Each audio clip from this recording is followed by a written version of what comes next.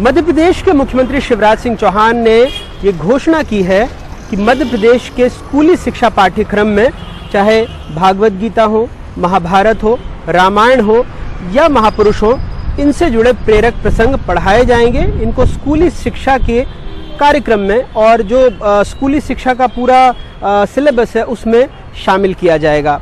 वैसे ये पहली बार नहीं हो रहा है। मध्य प्रदेश में जो उच्च शिक्षा विभाग है उसने भी इस तरह की घोषणा का कुछ दिनों पहले की थी और अभी हाल फिलहाल में ही जो मध्य प्रदेश का चिकित्सा शिक्षा विभाग है तो उसने धन्वंतरी पूजा से लेकर तमाम ऐसे कार्यक्रम किए हैं जिससे कि ऐसा मानना है मध्य प्रदेश सरकार का कि जो हिंदू दर्शन है या जो भारत के महापुरुष हैं उनको जानना चाहिए या उनके विषय में पढ़ना चाहिए।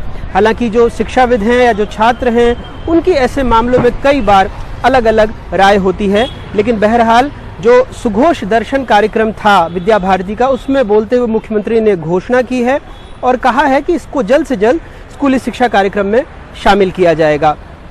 अब इस पर कई सारे विवाद उठने भी शुरू हो गए हैं, कई सारी बातें भी हो रही हैं।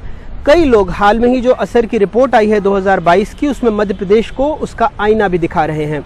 वैसे हाल ही में ज़्यादा दूर दराज नहीं जाते, मध्य प्रदेश की राजधानी भोपाल में राजभवन के ठीक पीछे रोशनपुरा इलाके में एक प्राथमिक स्कूल है, वहाँ हम गए थे। वहाँ हमने देखा कि एक ही कक्षा में, एक ही रूम में, एक ही कमरे में 5 अलग अलग तरह के बोर्ड बने हुए हैं। जब हमने जानने की कोशिश की तो पता लगा लगभग 95 बच्चे वहाँ पढ़ते हैं प्राथमिक स्कूल में और 1 से लेकर 5वीं तक की कक्षाएं एक ही क्लास में लगती हैं।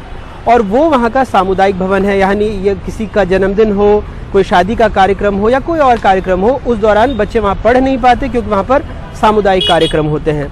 तो ये हाल मध्य प्रदेश की राजधानी का है। इसके अलावा चाहे ड्रॉप आउट की बात करें, चाहे मध्य प्रदेश में खुद संसद में जो एक रिपोर्ट आई थी वो बताती है कि मध्य प्रदेश में देश में सबसे ज़्यादा 21,000 से ज़्यादा स्कूल ऐसे हैं जो सिर्फ एक शिक्षक के बूते चलते हैं।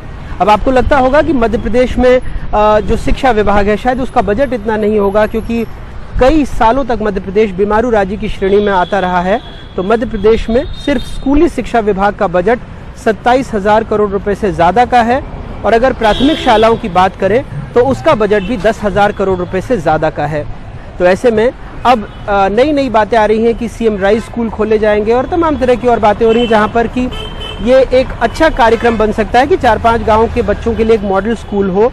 लेकिन बहरहाल फिलहाल इसी मुद्दे पर लौटते हैं।